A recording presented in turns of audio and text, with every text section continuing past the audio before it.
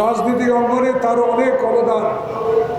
আমি শুধু সাংবাদিক বন্ধুগণ, আমি দলের প্রতি অনুরোধ জানাবো, বিএনপির প্রতি অত্যন্ত কঠোর পরিশ্রম করে দেশের সবচেয়ে জনপ্রিয় নেতা তারেক রহমান বাংলাদেশকে এই অবস্থায় এনে দিয়েছে আপনাদের সহযোগিতা। সেই দলকে অনুরোধ করব, এখন প্রতি পদক্ষেপ নিতে হবে সুচিন্তিত মতামতের ভিত্তিতে, কারণ ষড়যন্ত্র শুরু হয়েছে।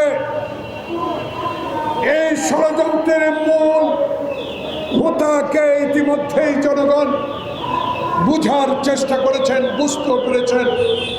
আমি বুঝতে পারি না, এখান থেকে 1000 ফুট দূরে যে সচিবালয়ে বসে সরকার পরিচালনা করেন, কি করে একদল ঘাতকের হাতে এই এনসিপির তরুণ নেতাদেরকে হাতে তুলে দিয়েছেন।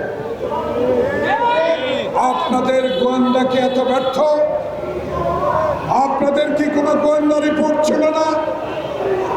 যদি নাই থাকে, 11 মাস আপনারা কি করে এই সরকার পরিচালিত করেছেন?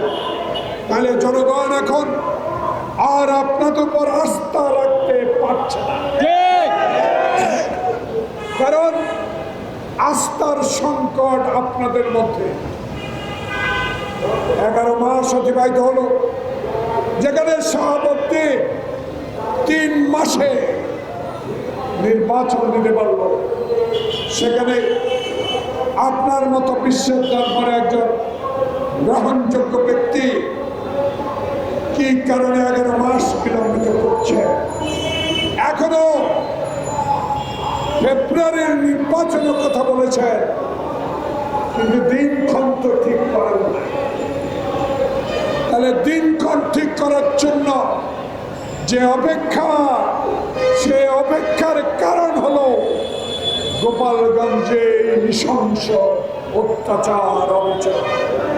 তাই আজকে আমরা আপনার উপরে ভরসা রেখেছি, ভরসা আল্লাহর উপর রেখেছি, আপনাকেও সমর্থন দিচ্ছি। এখনো সমর্থন প্রত্যাহার করে নিয়ে নেয়, এখনো আশার আলো।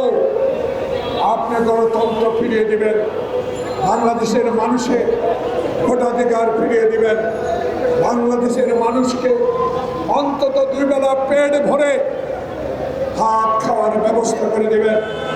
আর রাজপথে মিছিলের প্রয়োজন হবে না, বাংলাদেশের আয়না ঘর তৈরি হবে না, বাংলাদেশে আর অসত্য মিথ্যা মামলা দায়ের হবে না।